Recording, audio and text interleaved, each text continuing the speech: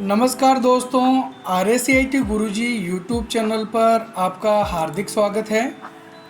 RACIT exam में अभी कुछ ही दिन बचे हैं। आज के इस वीडियो में हम RACIT एग्ज़ाम से जुड़े 35% उत्तरों को जानने वाले हैं। जैसा कि आपको पता है, RACIT एग्ज़ाम में 35% आते हैं और माइनस मार्किंग भी नहीं होती है, जिसमें से आपको परीक्षा में पास होने के लिए 14% सही करने होते हैं। एग्ज़ाम में OMR सीट आती है। अगर आपने अभी तक हमारा OMR सीट कैसे भरना है वो वीडियो नहीं देखा तो ऊपर आई बटन में और इस वीडियो के डिस्क्रिप्शन में उसका लिंक दे देंगे, उसे ज़रूर देखें। और वहाँ पर आपको खाली OMR सीट डाउनलोड करने का ऑप्शन भी मिल जाएगा, ताकि आप परीक्षा से पहले OMR सीट भरना सीख जाएंगे। तो शुरू करते हैं आज की हमारी क्लास। हमारा प्रश्न नंबर 1 है, कंप्यूटर में अस्थायी मेमोरी कौन सी होती है? हार्ड डिस्क, रैम, CD या फिर रोम? तो इसमें सही उत्तर है बी, रैम। रैम एक अस्थायी मेमोरी होती है जिसमें डेटा जब तक कंप्यूटर ऑन होता है तभी तक रहती है। ये इस प्रकार की रैम चिप होती है जो हमारे CPU के मदरबोर्ड में लगी हुई होती है। अगला प्रश्न नंबर 2 है, MS वर्ड किस प्रकार का सॉफ्टवेयर है? Antivirus, web browser, word processing या फिर गेमिंग? तो इसमें सही उत्तर है सी, वर्ड प्रोसेसिंग। जैसे आपने माइक्रोसॉफ्ट वर्ड चलाया होगा, जो कि एक वर्ड प्रोसेसिंग प्रोग्राम होता है। इसके अंदर अपन डॉक्यूमेंट बना सकते हैं, उसको एडिट कर सकते हैं, सेव कर सकते हैं या फिर उसको प्रिंट भी किया जा सकता है। तो ये सारे कार्य वर्ड प्रोसेसिंग प्रोग्राम में संभव है। अगला प्रश्न नंबर 3 है, QR कोड का पूरा नाम क्या है? Quick reach code, quick response code, quality record code या फिर क्यूरी रिजल्ट कोड? सही उत्तर है इसमें बी, क्विक रेस्पॉन्स कोड। ये इस प्रकार का QR कोड होता है जो कि बार कोड का एक नया रूप है। आपने इस प्रकार के बार कोड भी लगे हुए किसी प्रोडक्ट पे देखे होंगे। और QR कोड अगर आपका आधार कार्ड है तो उसमें भी आपने देखा होगा, आधार कार्ड पे भी QR कोड बने हुए आते हैं। अगला प्रश्न नंबर 4 है, कंप्यूटर के स्क्रीन पर जो सबसे पहली विंडो खुलती है वह क्या कहलाती है? फोल्डर, होम पेज, डेस्कटॉप या फिर ब्राउज़र? तो इसमें सही उत्तर है सी, डेस्कटॉप। जब हम कंप्यूटर को ऑन करते हैं तो सबसे पहले जो हमको इस प्रकार की स्क्रीन दिखाई देती है जिसमें आइकन होते हैं, टास्क बार होती है, वॉलपेपर होता है, तो इसको हम क्या बोलते हैं?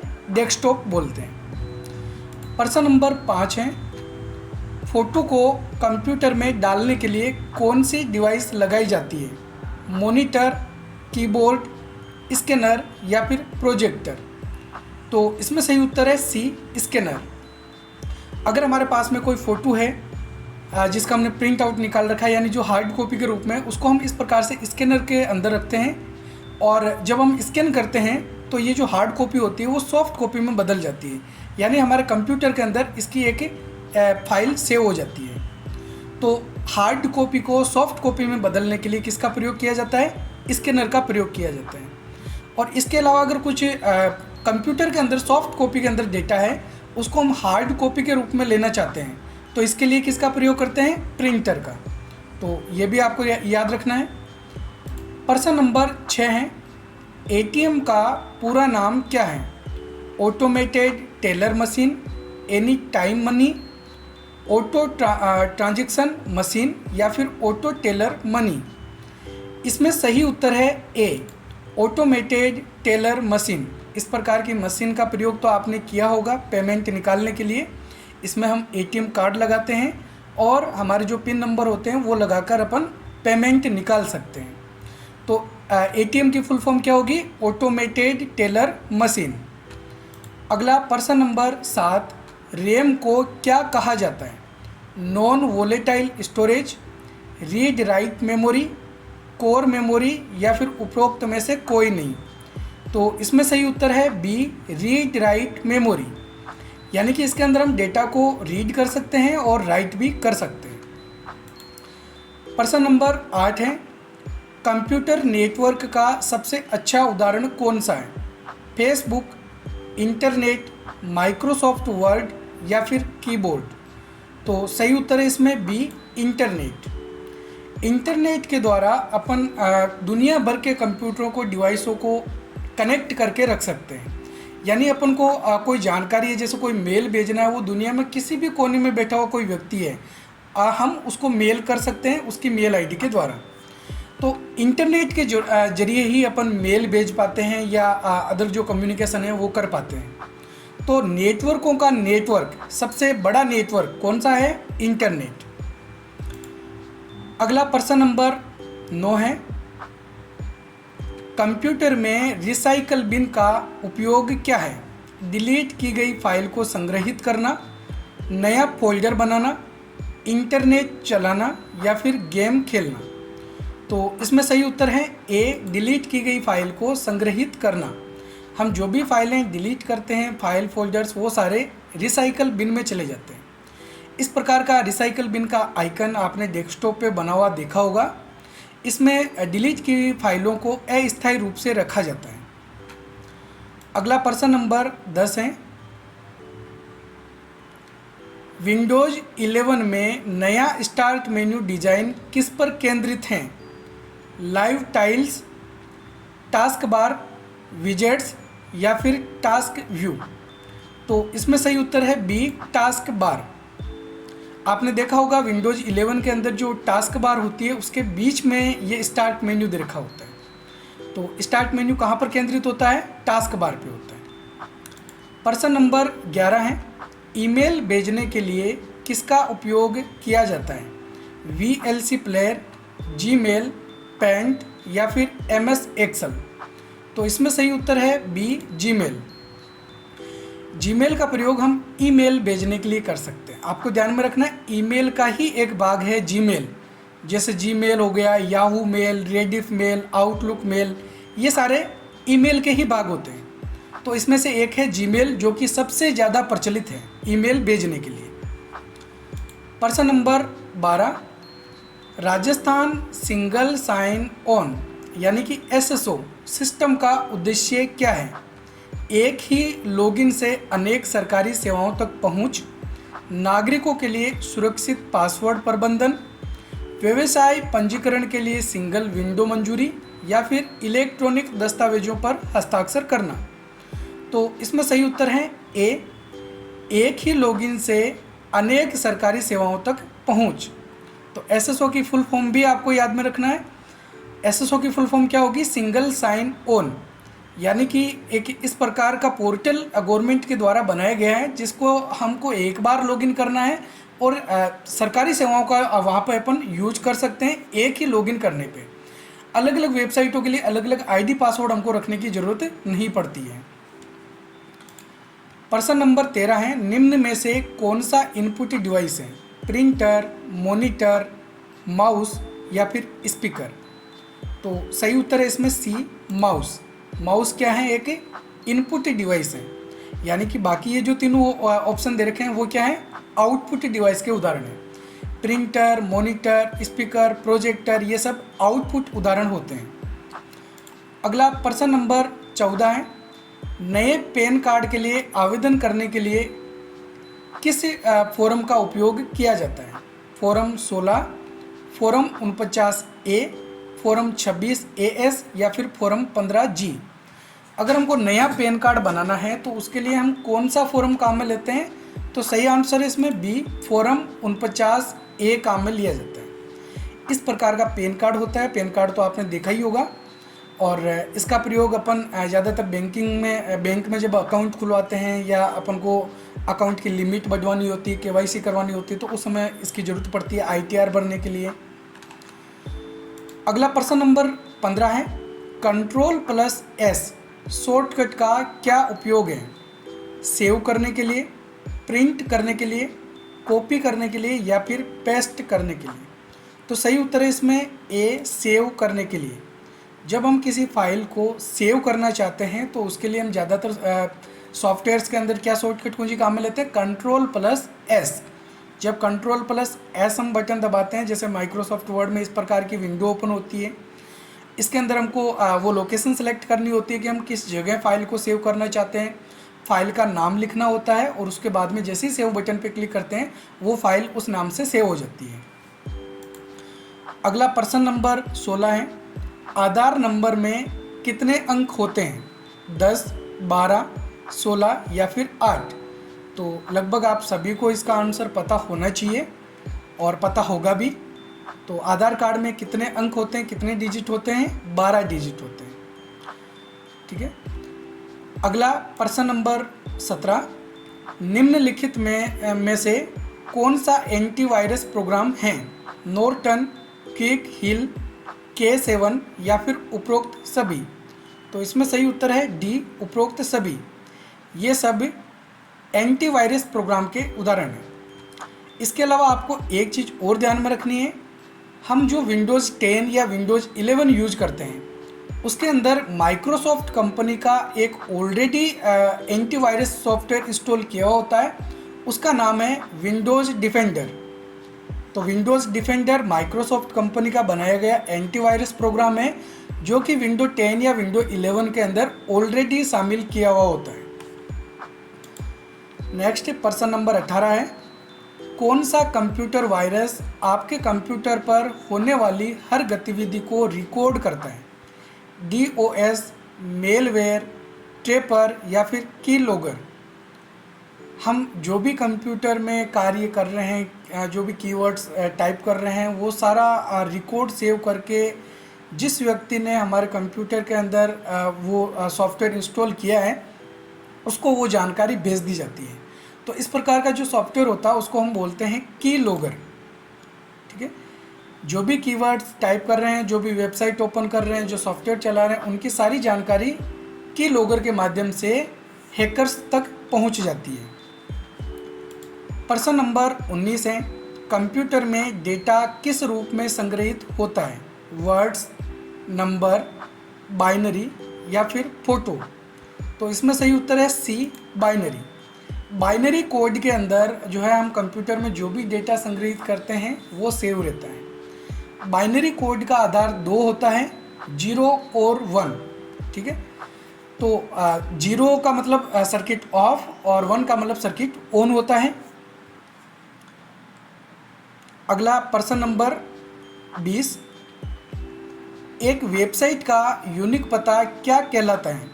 URL, HTML, ईमेल या फिर सर्च? तो किसी भी वेबसाइट का जो एड्रेस होता है, जो www आपने देखा होगा इस प्रकार से लिखा होता है google.com, तो उसको हम क्या बोलते हैं? उसको हम बोलते हैं URL। URL की फुल फॉर्म होती है यूनिफॉर्म रिसोर्स लोकेटर। जो भी एड्रेस बार होती है जो सबसे ऊपर हमको दिखाई देती है टाइटल बार के नीचे, उस एड्रेस बार में आपने देखा होगा इस प्रकार से HTTP प्रोटोकॉल के बाद में www और जो भी वेबसाइट होती है वो लिखी होती है। तो वो उस वेबसाइट का एड्रेस होती है और उस एड्रेस को हम बोलते हैं URL, यूनिफॉर्म रिसोर्स लोकेटर। अगला प्रश्न नंबर 21 है, माइक्रोसॉफ्ट पावर पॉइंट किसके लिए उपयोग होता है? दस्तावेज बनाने के लिए, चित्र बनाने के लिए, प्रेजेंटेशन बनाने के लिए या फिर ईमेल भेजने के लिए? तो माइक्रोसॉफ्ट पावर पॉइंट का प्रयोग किस लिए करते हैं? प्रेजेंटेशन बनाने के लिए। प्रेजेंटेशन क्यों बनाया जाता है? तो प्रेजेंटेशन हम इसलिए बना के तैयार करते हैं ताकि हमारे पास में जो जानकारी है वो लोगों को एक बड़े पर्दे पे या स्क्रीन पे दिखा सके। तो इसके लिए हमको प्रेजेंटेशन पहले से बना के तैयार करना पड़ता है, जो कि माइक्रोसॉफ्ट पावर पॉइंट में बनाया जाता है। प्रेजेंटेशन बनाने के लिए सबसे प्रचलित, सबसे ज़्यादा प्रयोग किए जाने वाला सॉफ्टवेयर माइक्रोसॉफ्ट पावर पॉइंट है। अगला प्रश्न नंबर 22 है, Ctrl+P किस कार्य के लिए उपयोग होता है? सेव करने के लिए, प्रिंट करने के लिए, ओपन करने के लिए या फिर क्लोज करने के लिए? Ctrl+P शॉर्टकट कुंजी किस लिए काम में लेते हैं? प्रिंट करने के लिए। ठीक है।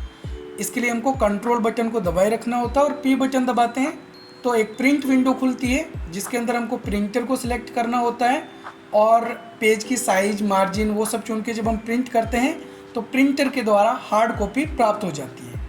अगला प्रश्न नंबर 23 है, PDF का पूरा नाम क्या है? Private document file, portable document format, personal data file या फिर पब्लिक डॉक्यूमेंट फॉर्मेट। तो इसमें सही उत्तर है बी, पोर्टेबल डॉक्यूमेंट फॉर्मेट। ज़्यादातर हम जो भी डॉक्यूमेंट फाइल बनाते हैं जिसको हमको एक किसी को भेजना है या प्रिंट निकालना है, तो ज़्यादातर हम जिस फाइल में सेव करते हैं वो होती है पीडीएफ फाइल। ठीक है, तो पीडीएफ फॉर्मेट सबसे ज़्यादा प्रचलित है किसी फाइल को सेव करके रखने के लिए और भेजने के लिए। जैसे एमएस वर्ड के अंदर भी ये सुविधा होती है कि हम कोई डॉक्यूमेंट बना के उसको पीडीएफ के रूप में सेव करके रख सकते हैं। अगला प्रश्न नंबर 24 है, कंप्यूटर में डेटा को प्रोसेस करने का कार्य कौन करता है? रैम, रोम, सीपीयू या फिर हार्ड डिस्क।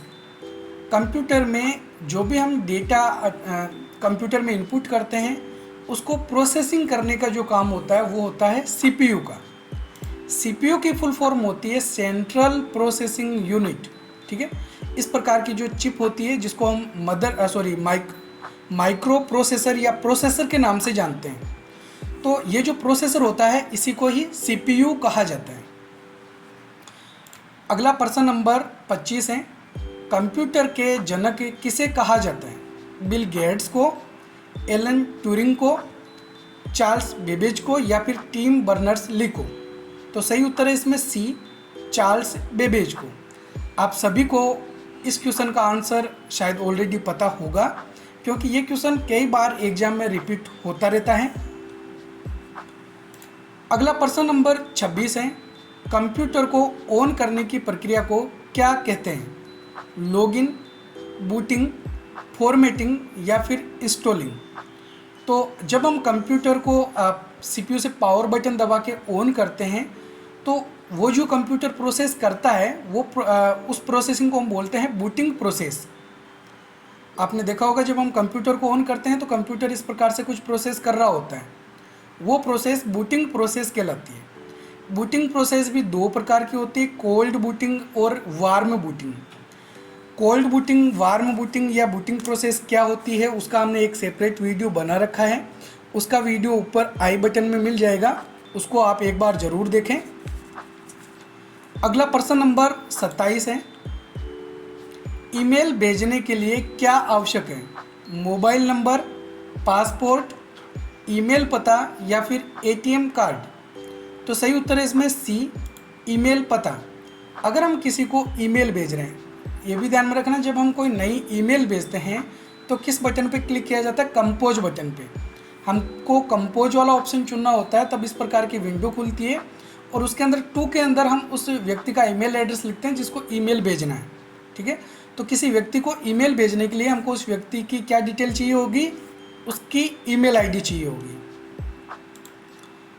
प्रश्न नंबर 28 है, Ctrl+V किसका शॉर्टकट है? कट, कॉपी, पेस्ट या फिर सेव। तो Ctrl+V शॉर्टकट कुंजी पेस्ट करने के लिए काम में ली जाती है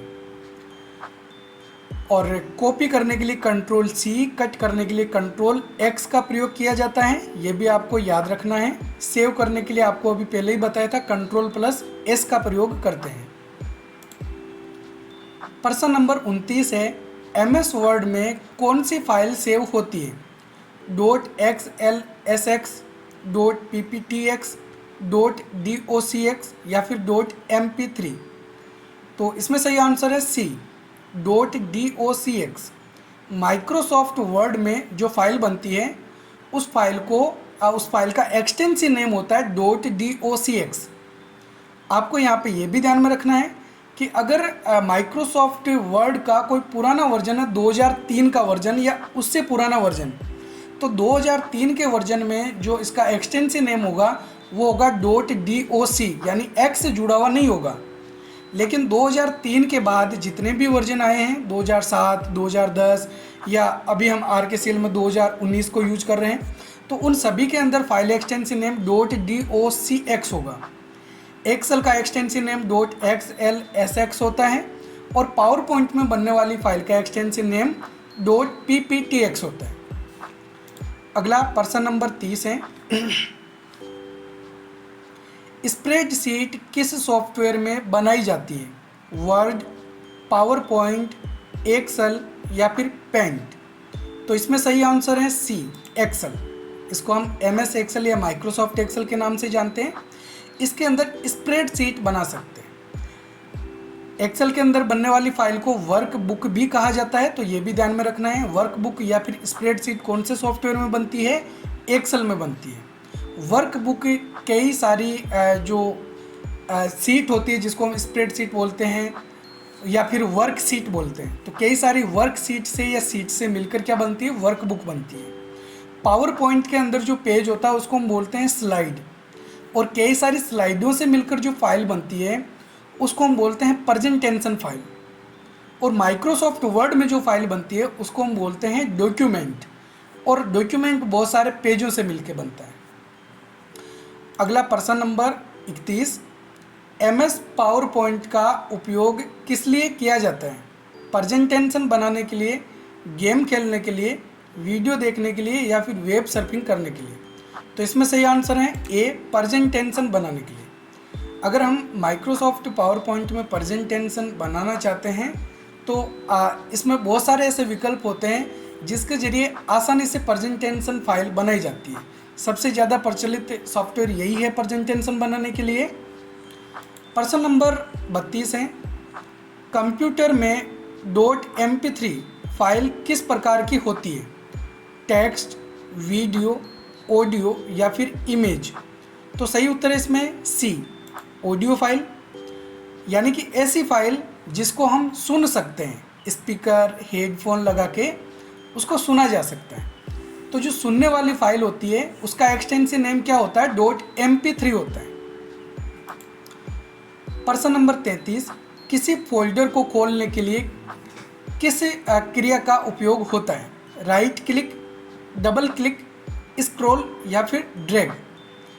तो इसके लिए सही आंसर है बी, डबल क्लिक। अगर हम किसी भी फोल्डर या किसी फाइल को ओपन करना चाहते हैं तो माउस से हमको लेफ़्ट वाला बटन 2 बार जल्दी जल्दी दबाना होता है। इस प्रक्रिया को हम बोलते हैं डबल क्लिक करना।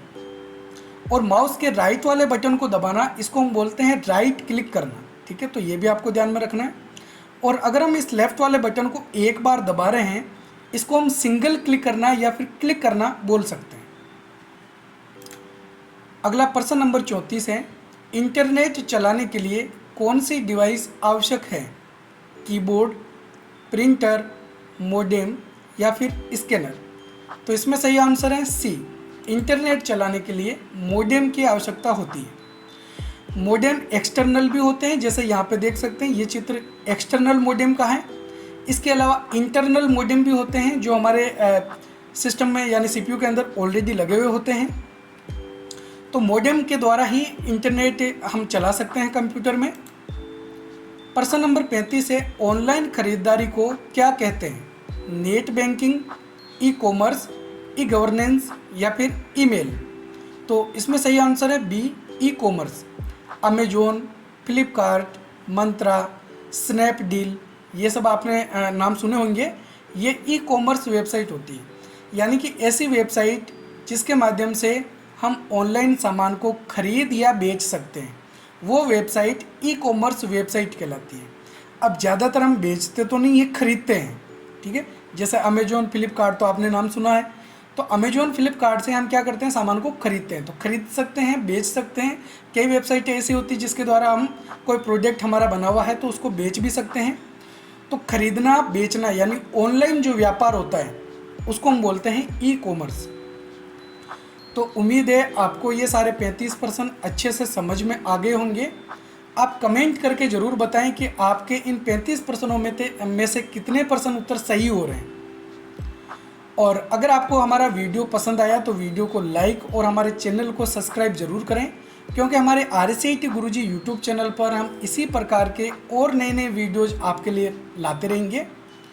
तो ठीक है, हम मिलेंगे इसी प्रकार के एक और नई वीडियो में। तब तक के लिए जय हिंद, जय भारत।